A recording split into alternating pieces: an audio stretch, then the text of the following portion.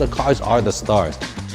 Today, I'm taking you inside one of the most valuable private supercar garages in the world. This is David Lee, the most famous Ferrari collector on the planet. A collection valued at nearly $200 million. It looks like it just came out of the factory in Italy. From his most recent purchase, a $38.5 million Ferrari 250 GTO, to one of Ferrari's most modern icons, the SP3, which I actually got to ride in. Oh my God. The Big Five, assembled in two colors, alongside other cars that are truly what I want to it. So today, we're getting the full scope and a complete tour of his incredible garage.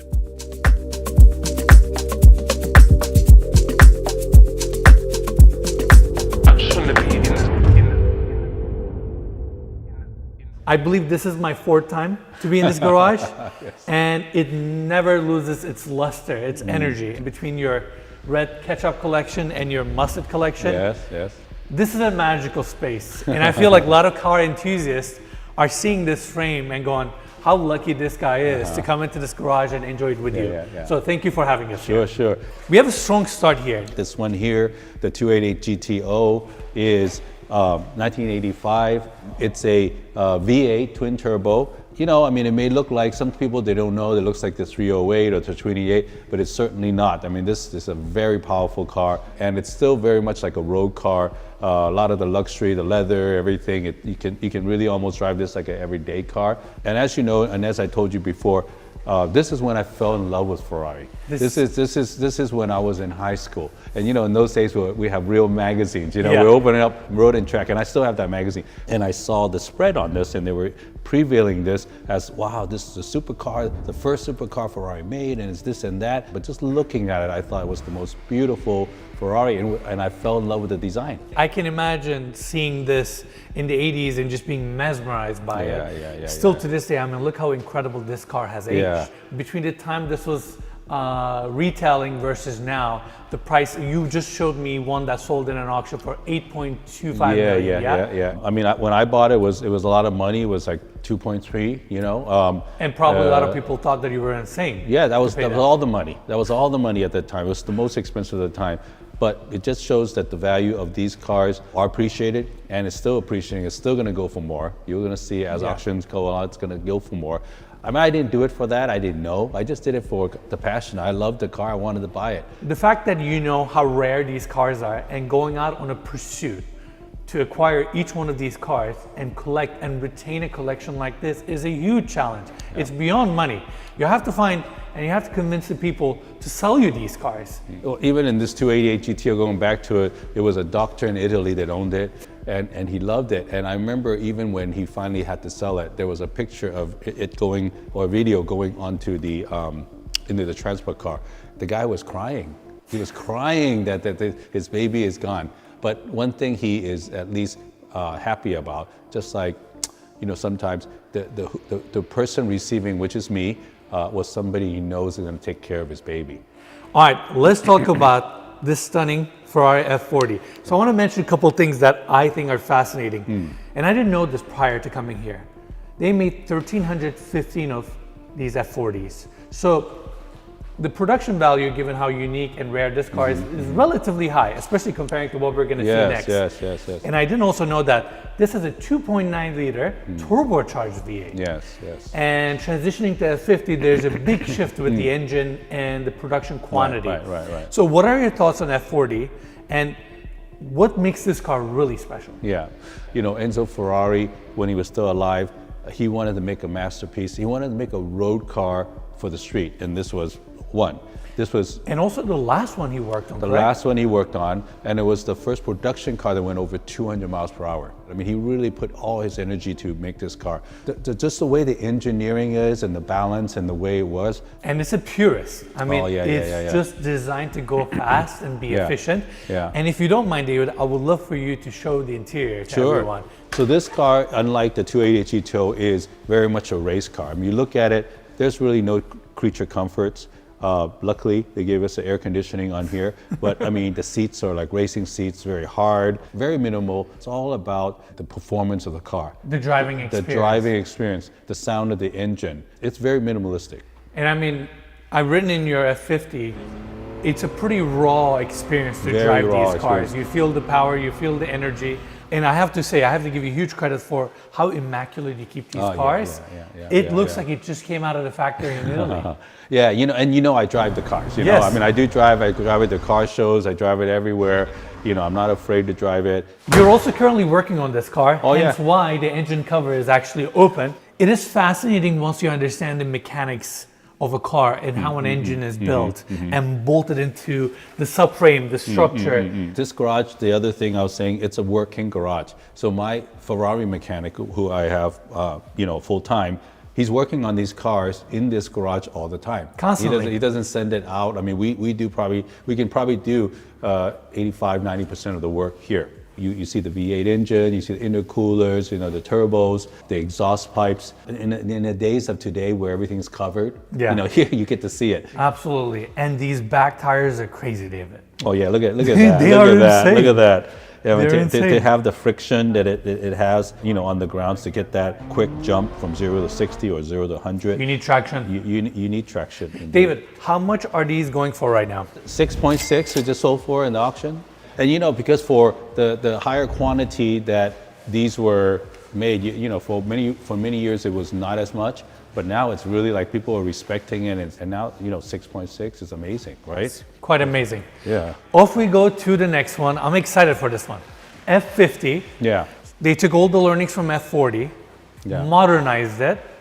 Yeah. Now put a V12 naturally aspirated engine and kind of went all out. Yeah. So what I think they did at that time was, there's only so much they can get out of the V8 and turbo engine. They couldn't make it more powerful. If they did, they would have tried to. And the next thing they had to move to was a V12 engine. First time they used fully carbon. Before it was Teflon and carbon fiber. Now it's fully carbon fiber. At that time, to fully commit to carbon fiber, it wasn't as proven of a material, meaning people knew its strength, but they didn't know the longevity or if this was going to be a timeless material. And they hadn't perfected it, right, at that time. I mean, to be very frank, like I said, I've written in your other F50, carbon fiber work looks immaculate. The structure is strong. This felt more rigid than most of the modern cars that I've driven. Yes. Indeed, it was a right decision. It was a right choice. It's amazing because the sound you can hear.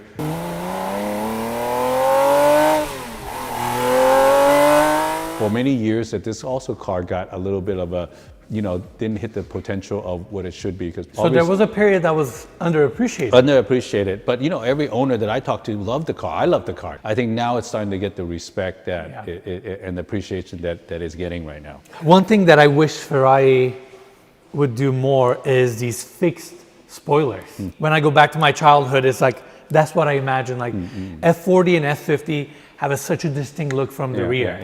And for some reason, Ferrari seems to really deviate from the spoilers. Sure. They brought it back for the SF9, the XX, and the F80. They, for a long time, they didn't put the wings. So what would you say the ongoing market rate for F50? Well, I mean, the weekend, the red one went for 6.6 million, but the yellow one in last time Pebble Beach went for 9.7 million. So obviously the year, the amount of miles, and it is mileage sensitive. It is how rare it is, all that kind of stuff. David, isn't it crazy? Like sometimes when you drive these cars for 10, 20, 30 miles, it could be a matter of $20, $30, $40,000 in price reduction. Getting a session in these cars is a pretty big deal. Yeah, I mean, you want to enjoy, but you don't want to put crazy miles on it. I mean, that's.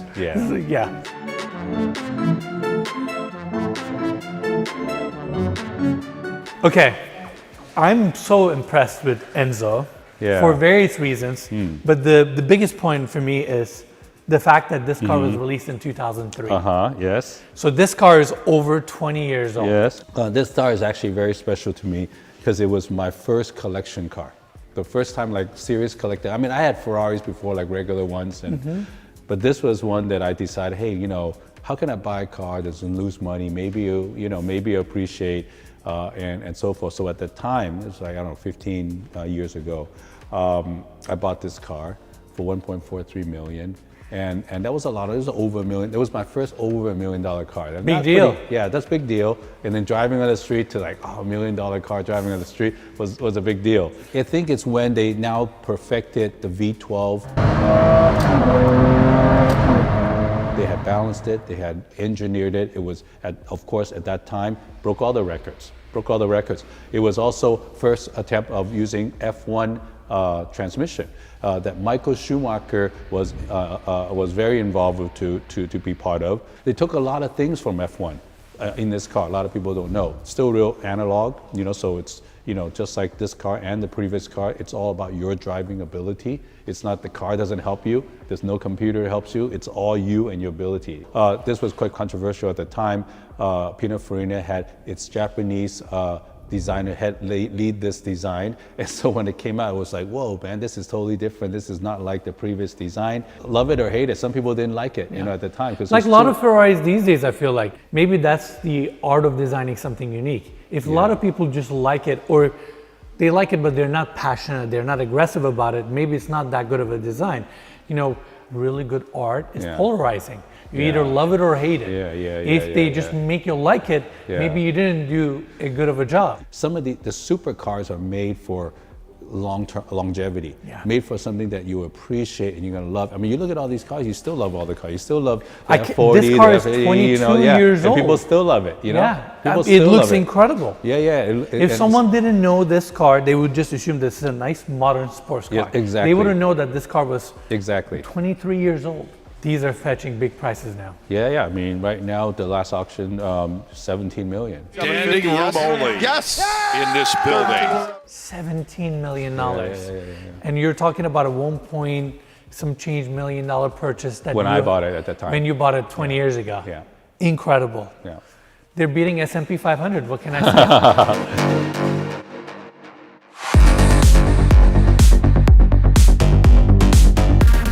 This is an Aperta, right? It's an Aperta. This is an Aperta. So it's almost 10 years old. Yes. Just 10 years old. Yeah. It looks incredible. And this is the first time Ferrari really dived into bringing hybrid technology into an iconic car like this. Sure. With the supercars, they try to do it every decade to celebrate. Like celebrate the 30-year anniversary. F40 was definitely the 40-year anniversary. F50 was the 50-year anniversary. And so, although they didn't make it F60, it's the 60-year anniversary. I was gonna say you have cars from like 6 different decades here. Yes, indeed. And this was the 70-year anniversary. I have quite the story as well. This was not my original LaFerrari. I had a coupe that I bought from Robert Herjavec, and at the time he was going through a divorce, and he had one of the first ones, a Canadian, and he just needed to sell his asset. I have to be honest, I was not at the level of a customer to buy their top halo car at the time. I was buying a lot of good cars. I was getting limited. Basically, you were building your profile at the time. I was building a profile, but I didn't have enough to be able to get a LaFerrari. And then 7 years later, I guess he rebuilt his life. He made his money. He had a new bride. He's a lovely guy. He's a great guy. So he asked me, can I have something back from what I used to own? It just makes me feel better, sentimental value. And I'm very sentimental about that. I understand that because there's cars I've sold and I sometimes regret it. I want to buy back. So I sold him back his car. But then I didn't have a LaFerrari now. So then I had to look for one. And I was, it was for a year. I was like, man, did I make a mistake? I can't find the right car. And then I came across this. It was the LaFerrari Aperta, which is even more rare, right? There was 209 of these, right? Compared to the 499 of the 499 coupe, 210 Apertas. Yes, that's right. Yeah. And so it was a clean one, and I was able to buy it. But this was also, like you mentioned earlier, you're alluding to, it is a really departure because I think, again, they couldn't get more power out of the V12, okay? And then the turbo, they added turbo. And then they added a hybrid electric engine. Yes. And this car also sounds incredible.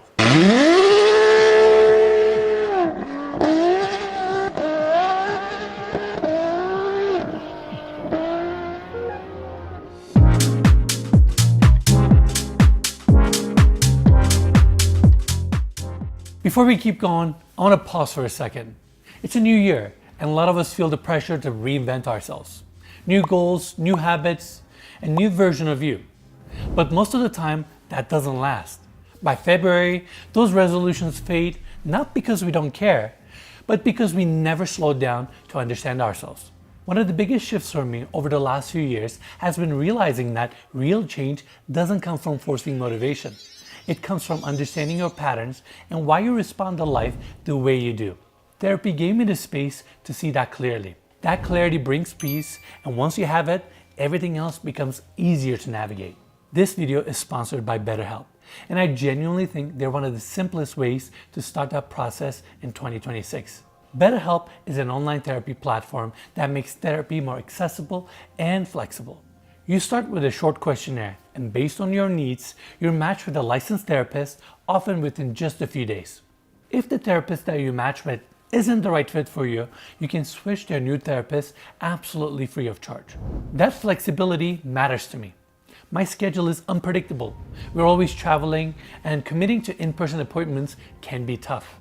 With BetterHelp, sessions can happen by video, phone, or messaging, which makes staying consistent more realistic. Over 6 million people have used BetterHelp, and it's a platform many people trust. If you've been thinking about therapy or even just giving yourself a mental reset this year, you can click the link in the description or go to betterhelp.com/Enes to get 10% off your first month. Again, big thanks to BetterHelp for supporting this video, and now back to the tour.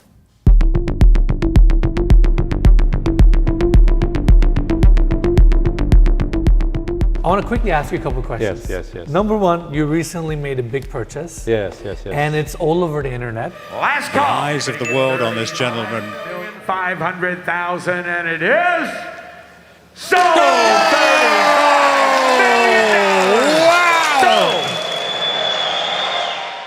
Even though we've scheduled this shoot a few weeks in advance, it happened to line up with this crazy week.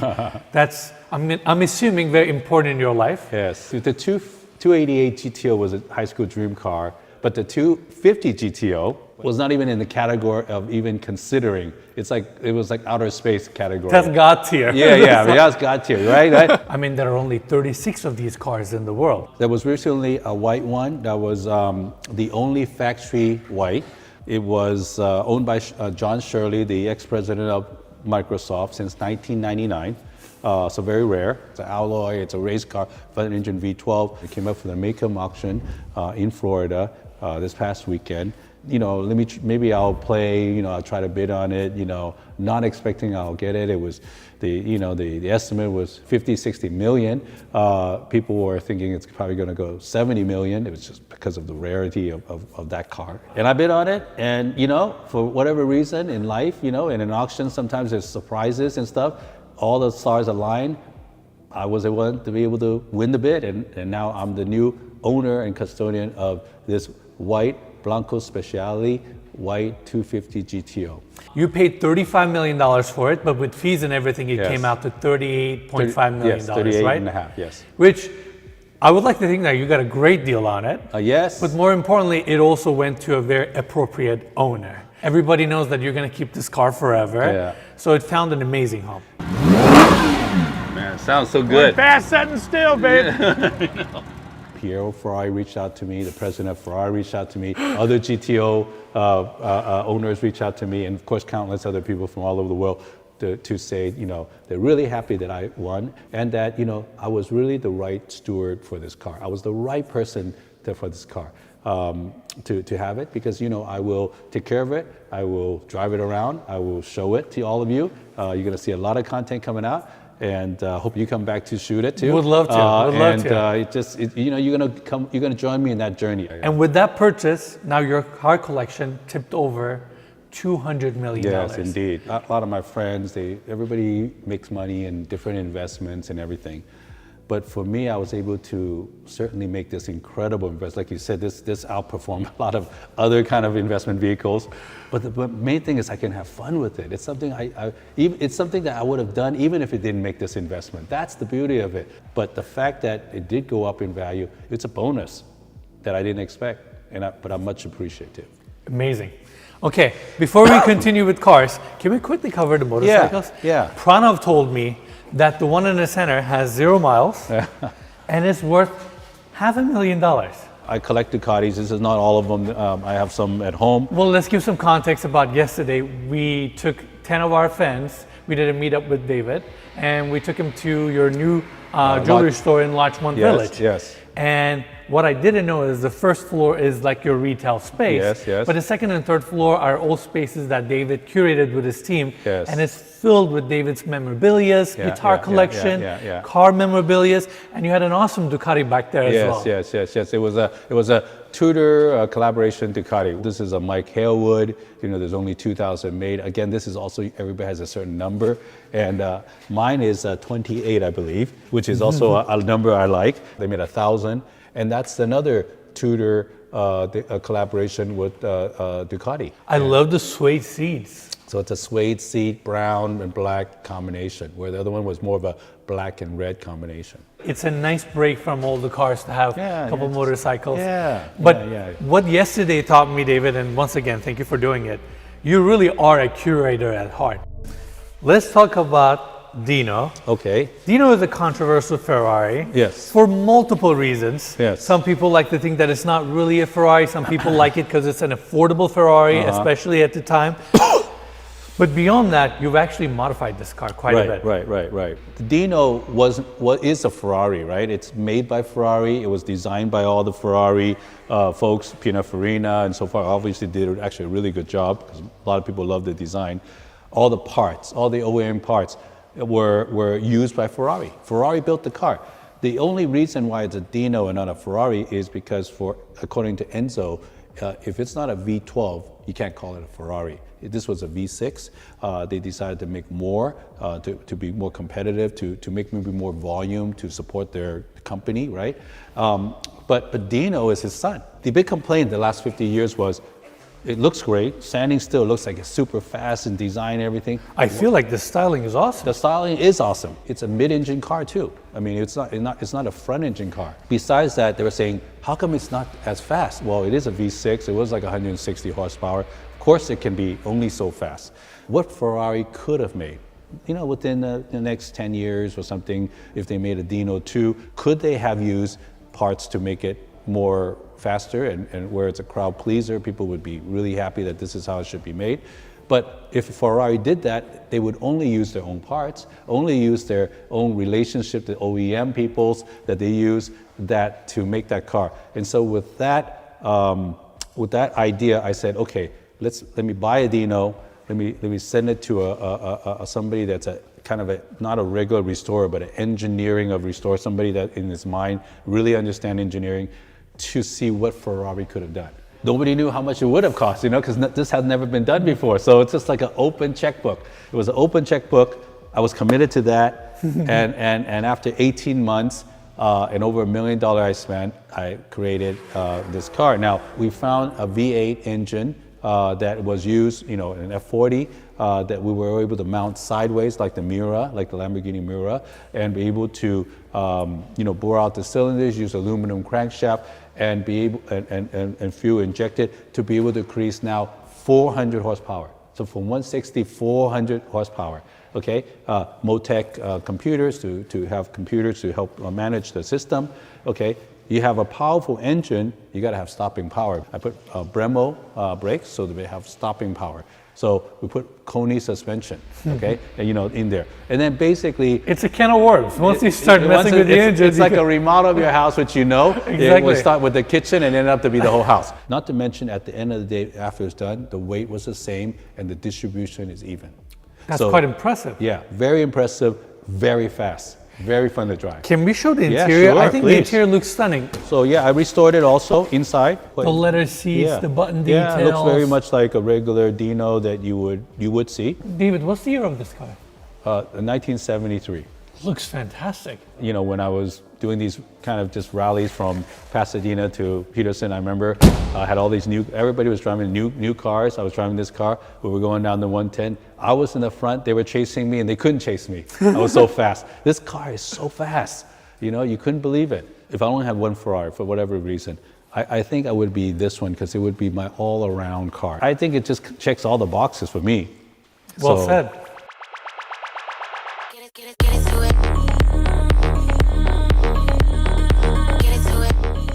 I appreciate the focus on color as well. Yeah. So ketchup, mustard, relish.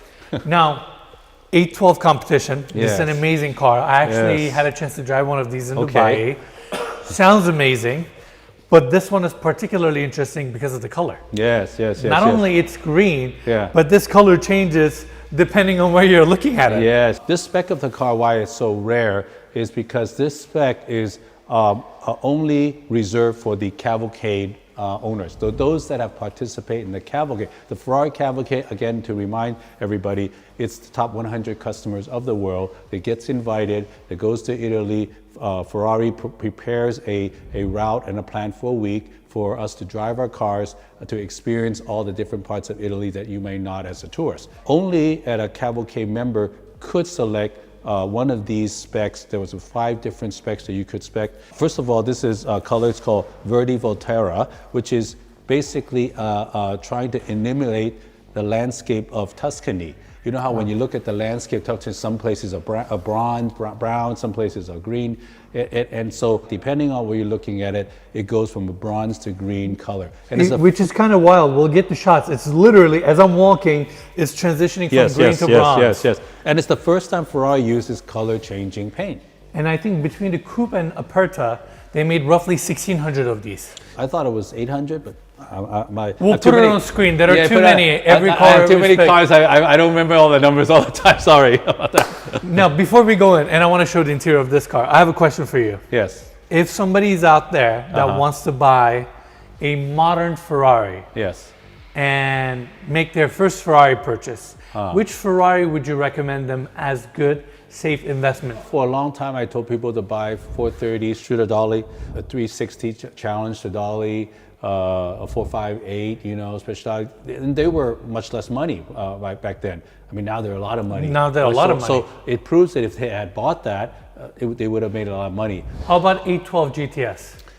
I think 812 GTS is a good one. I don't know if it's going to be super increase in value, appreciation, but I think it's a good one. It has But a it chance. will probably retain its value, would you agree? Yes, and that's good too. And, If you can enjoy it and just pay the maintenance for it, I think it's can good. I enjoy love it. that car. That car is great. It's a great car. I had that car. Can we check out the Yes, interior? yes, sure, please. The spec of this car, the interior seat, is just phenomenal. There's something magical about the combination of brown and green, Yes. and especially with the tonality you chose for this. Yes. What was going through your mind, or was this the entire package they offered? It was a package they offered. Again, it was only for Cavalcade members. You can see that they put my latest one or something at that time. This was special leather that was for this. A Teflon material, or the gun material they use on this was special. Yeah, it almost looks like wool, a fabric. You can feel the texture. Yeah. Amazing. David, can we start this car? Yeah, sure. So hold it down. This is, Front engine V12, it's oh my God. Can I rev it a little bit?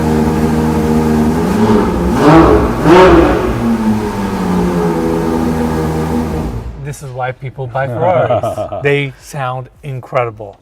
This is a stunning car, and I think it has a very bright future. It's going to keep going up. It has gone up in value. This is the 812 Competizione Aperta, so it's already got, I think, 2.5 million right now. I've seen And some. do you remember how much you paid for it when you purchased it? I paid about $1 million for it. Got it. Yeah. So it was a quite high value car right off the bat. Yes. Given that it's 812 competition and Aperta. Yes, that's right.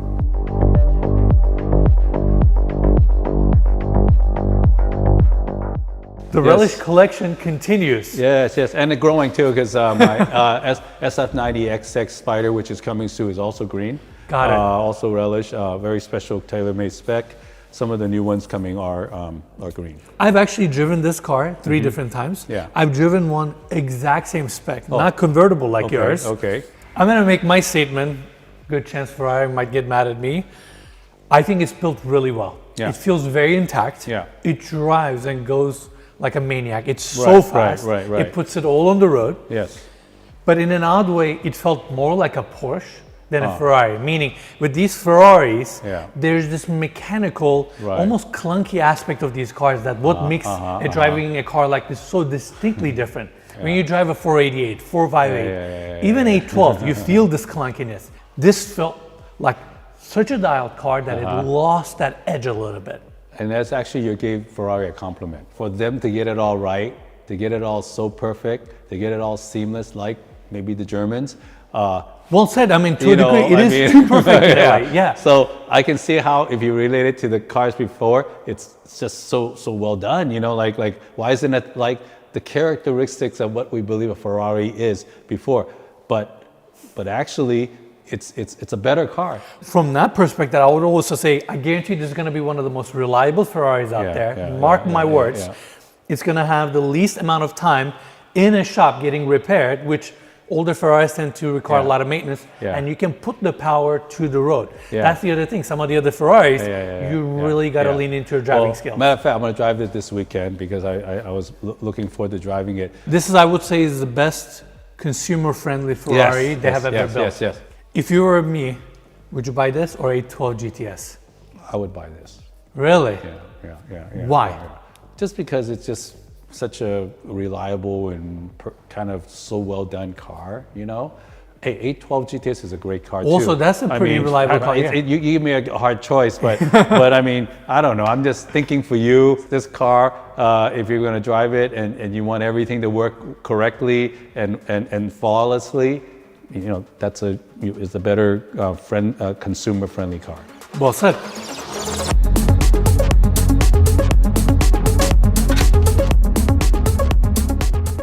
This is one of those cars, the more you look, the more you like, the more you understand. And it doesn't reveal its genius right off the bat. Yes. I saw this car roughly a year and a half or almost 2 years ago back in Dubai for the first time. And I looked and I said, good looking car. I get it. There's a retro aspect to it. There is a homage to Ferrari's heritage aspect, but it's also very modern. But then mechanically, very raw. 6.5 liter engine that comes out of that goes into this. This also makes 818 horsepower. They made 499 of these, correct? Yes, that's right. But the more I look, and I think I'm also influenced by Janek, he loves cars. The more I like this car, and I feel like this car is on an insane trajectory on appreciation. Yes. Well, you know, let's talk about the family of this car first, the Icona family.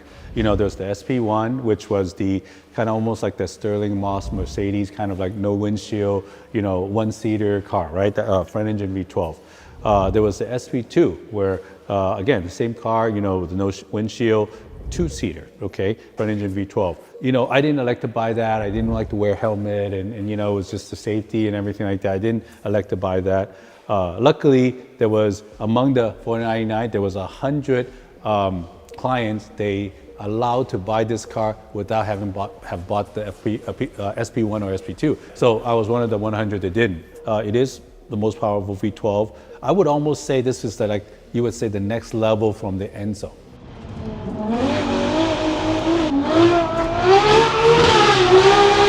Where the Enzo, he was a V12 naturally aspirated mid-engine. This is also naturally aspirated mid-engine. It's a Aperta. The top comes off. There were about approximately 30. There were exposed carbon like this that was offered by Ferrari. You couldn't just ask for it. They were offered to you.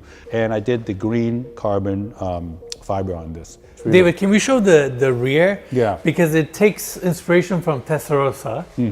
It's such an interesting balance of retro, modern, and then you have the naturally aspirated engine. And I watched your video with Jay Leno. Jay seemed to really like it. Fantastico. Yeah, and he's someone that doesn't really like newer, more high-tech cars. So I feel like Ferrari really honored this heritage with this car, even though it's a year-old car, really. I mean, I think this is probably one of the most popular, most desirable Ferraris at today. David, I want to quickly talk about numbers here because it's quite astonishing. So the car MSRP is around $2.2 million, and then you add the options. I'm assuming you paid somewhere around $2.5, $2.6 million plus tax for this car? About closer to 3, yeah. Because of your spec. The carbon fiber bump, it was a big number. Big number, got it. Yeah. I've heard that you got offered $8 million for this car. In the very beginning, when I got it, somebody offered me that, you know, and obviously, I mean, I wouldn't have sold it, but the last auction, a similar car that Ferrari made, actually they made one more, in carbon fiber, like this one, which sold for $26 million. $26 million. For the third and final time, the car is sold! It was for a charity, but still, the point is, it is fetching incredible numbers. Well, but again, in any auction, there's two people that, that makes the number, right? It's not just one person. He didn't say, "Oh, just let me write 26 million." Yeah. There was somebody bidding up, and then he ended up winning the bid. Just like the GTO, there was three people bidding. Yeah. I didn't just suddenly say, "Hey, let me put $35 million." Yeah, I think it's worth 38 million. Yeah. So there's people that bid in order for the number. I mean, there's more than one person that feels it's that value. But anyways, yes, the last one winning bid was $26 million. So would you say like fair market value for this car would be somewhere around like $10+ million-ish? That's a deal, yeah. That's the deal. There you go. And you gave me one more promise. We're gonna take a ride in this car later this afternoon. Yeah, exactly. Which I'm excited about.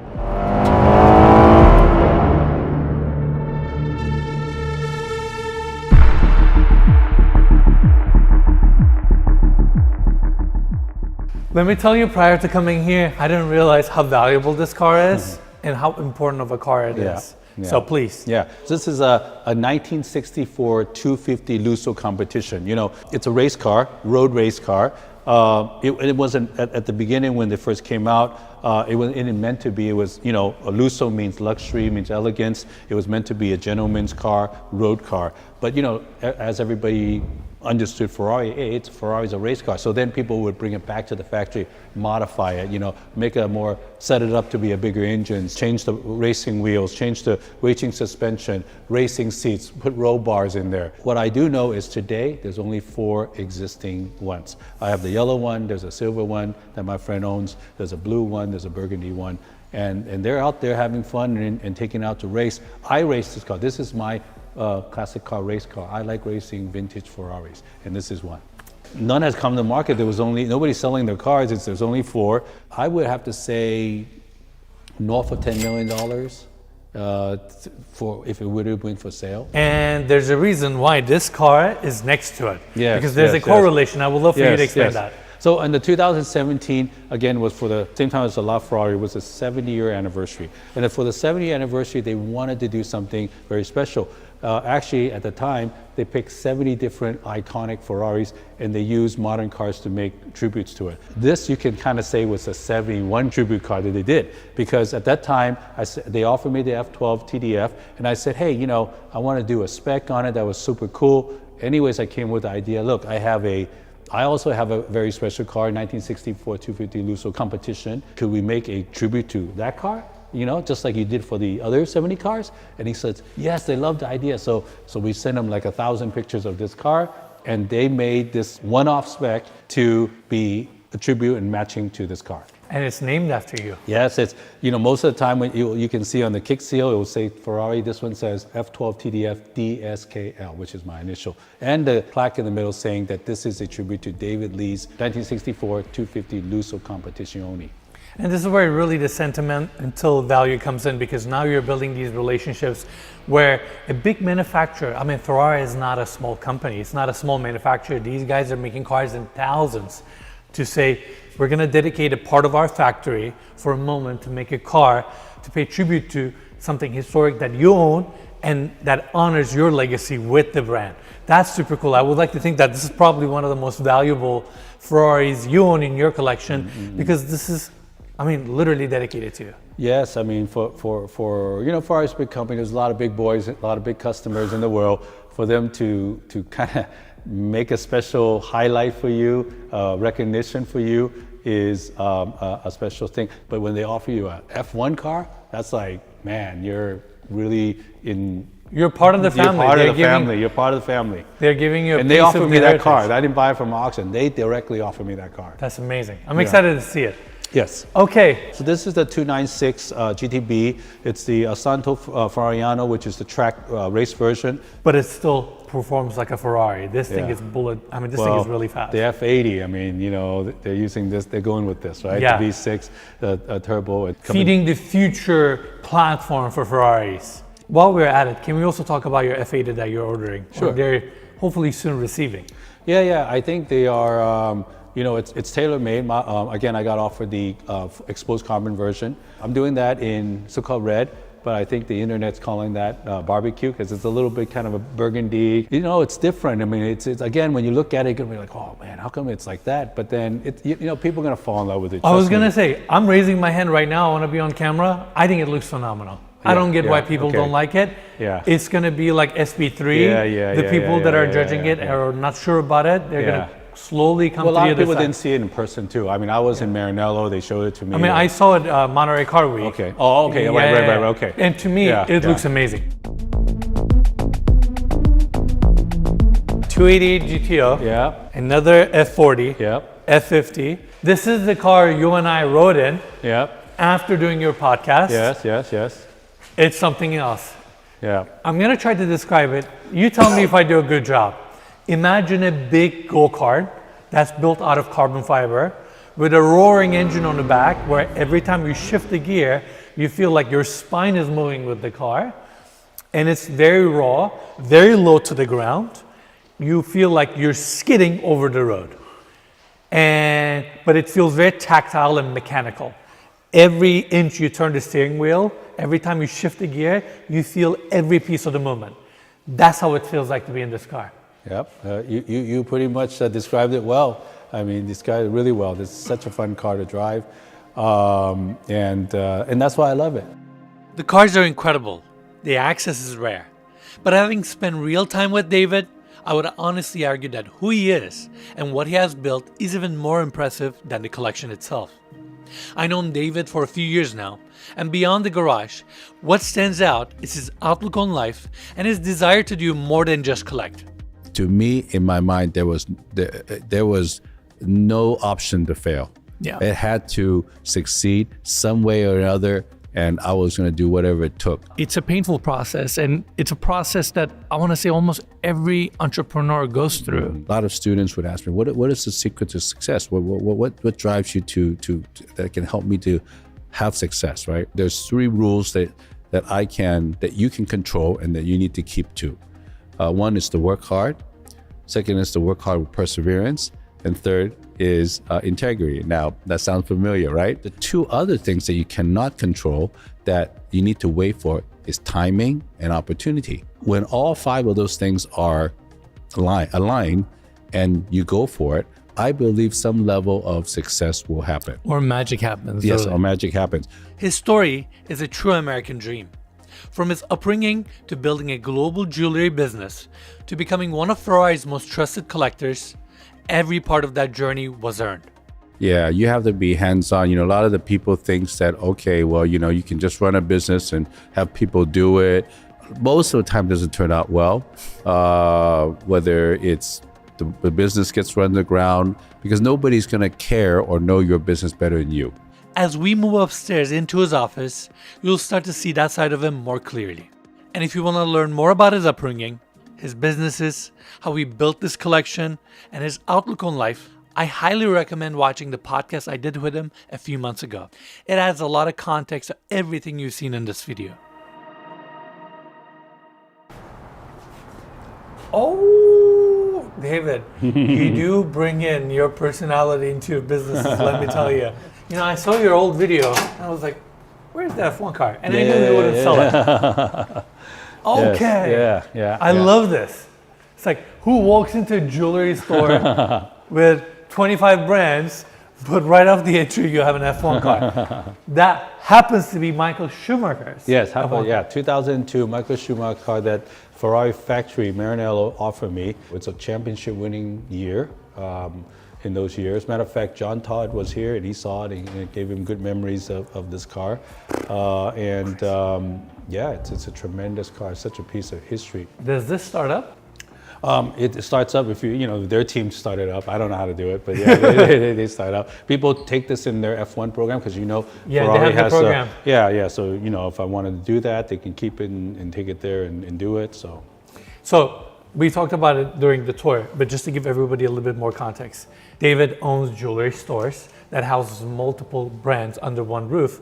But more importantly, David brings his personality, his spirit into these stores. And given that he loves cars, memorabilia, and really you're a collector at heart, he has all these pieces all across his businesses. And this one, right off the entry when you walk in, there's a Formula One car. This is so cool. Unconventional, but it's very you, and you're true to yourself. Yes, so yes. I applaud that. I appreciate that. Yeah. And you know, I do car shows here. You know, in the parking lot. You know, people park their car and they come and they're like, they look at the watches and all that. Awesome. I built this plaza in 2003 in my store. I'm actually going to go through a whole renovation of the plaza and the store. So what are some of the brands you have here? I see Cartier. So you see Cartier over here, you got Piaget over here, you got Rolex, which is our big brand over here. And then as we come down the line, Monza Design is my own brand. The concept is a 70s styling. So far I've created eyewear that's made in Japan by the best factory in Japan. So I have a whole line of eyewear and watches that I've created from Geneva. I bet this was a big journey. Like, you cannot just start a brand and a watch brand. It's a big deal. It is a big deal. It took a lot of research, a lot of consideration, a lot of design, because I designed it. But you can see in the box, it's like a car toolbox. It's got different components. You can have strap or different bracelets, straps, but you can have the different tools to change it. But it's designed to be like a old school kind of toolbox. This area, the awards that I won with the cars, the boxes I get with the cars and the key holder. Now, here's another brand that's quite interesting, Fermata. You know, Fermata. Don't tell me this is your... This is my wine glass company. Fermata, okay. Yeah. So Fermata in the music world, and this Fermata, means a sound that sustains and holds for a long time. This special engineered glass is made in China, but it's made in China not like the high production, lower price point. It's actually very technical. My partner that makes this makes computer chips. 100% crystal, no lead, but it's the way engineered. It's the sound that it produces, the chime that you're gonna hear, and how long the resonance is. So I'm gonna demonstrate this right now. Okay, so this chime is so loud. No other watch, brand has this sound. It doesn't still have going. This sound. Yeah, still. You see that? You see that resonant? 40 seconds long. 40 seconds long. Okay. Right. So at a dinner, in a celebration, and obviously if you're wine in there, it's going to do the same. You have this kind of just incredible sound. You know, this is the white wine glass, which is a little different pitch. It's echoing and building itself. Is that crazy? That is wild. And it lasts, again, I think 40 seconds or so. Look at that. David, how are you doing all of this stuff? You got jewelry stores, you got cars, people. You're doing a lot. Yeah. I do a lot. I mean, how big is the team, or how do you even pull this off? It's big. I mean, if you go to my personal website, davidsklee.com, you're going to see all the different things I do. You know, the entertainment. You know, I do production. You know, films. I do mentor classes. You know, I mentor entrepreneurs. I have product. I have charity and philanthropy that I'm very involved with. Jewelry stores, the automobile. I do a lot, and I'm thankful to God that gives me the ability to manage a lot of things. But you do have to have good people, and I do have a lot of good people. Glacute, you know, Breitling, Tudor, Breguet, Ulysses Nardin, Chopard. Thank you, David. This was awesome. Thank you. It's quite fascinating how many things you're working on, and I think even more importantly, how passionate you are on all of those things. You're very honest. Yes. All the way to even the little, you know, not little, but really the event that you do in Monterey Car Week. It has all of your passions, the wine, the cigar. Everything has to be to David's enthusiasm level. Yes. Remember, you know, the gentleman asked me, David, what is important in, you know, whatever you do, the business. And I told him it has to be passion, because when you do the passion, do it by passion, doing what you love, you're gonna spend time on it. You're gonna try to do it good. You're gonna enjoy the process. And that's what any person needs if they want to do something successful. Well said. Yeah. Well said. All right. Can we drive the SP3 now? Yes, let's go for it. Let's do it. Okay.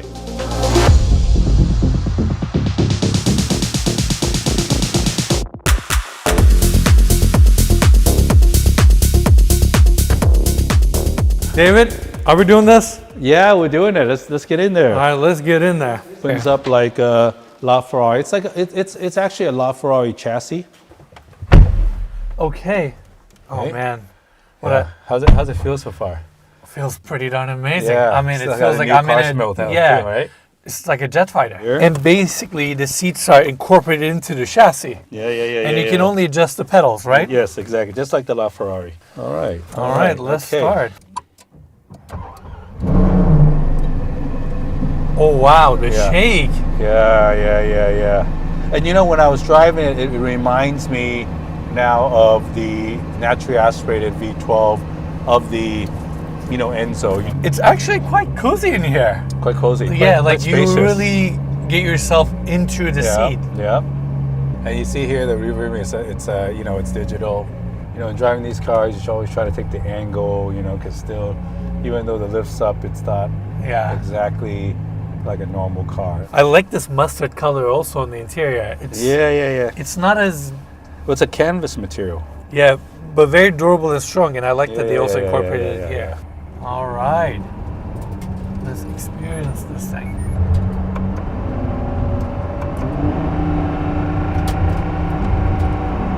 You can literally hear the little rocks that go into the wheel wells. I mean, your rear wheel wells are massive. It really is. I don't know if people can see it on these side mirrors. Yeah, this is a wide car. Matter of fact, a lot of transports cannot fit it. It's so wide. You need to take out the side mirrors, right? In order to fit in. Yeah.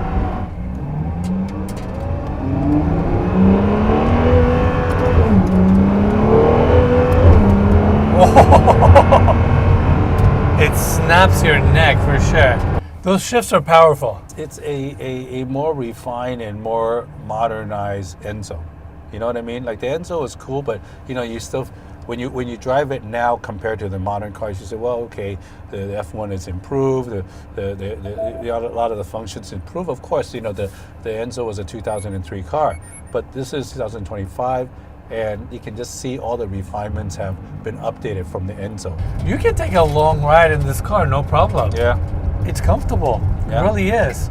Once you settle into your seat, it really feels good. Oh my God. Incredible. And I didn't even go to 9,000 RPM. That was just 7,000 RPM. And the stopping with ease. Yeah. Not a problem at all. Yeah. Not a problem at all. That was amazing. Those gear shifts are quick. Yeah. It's the quickest in the business for sure. Yeah, it's that was amazing. When you accomplish success at this level, and when you earn this much money and have the means to now have a $200 million car collection, that kind of success can really change you. Yeah. So I really look for people that can carry their success, their wealth really well.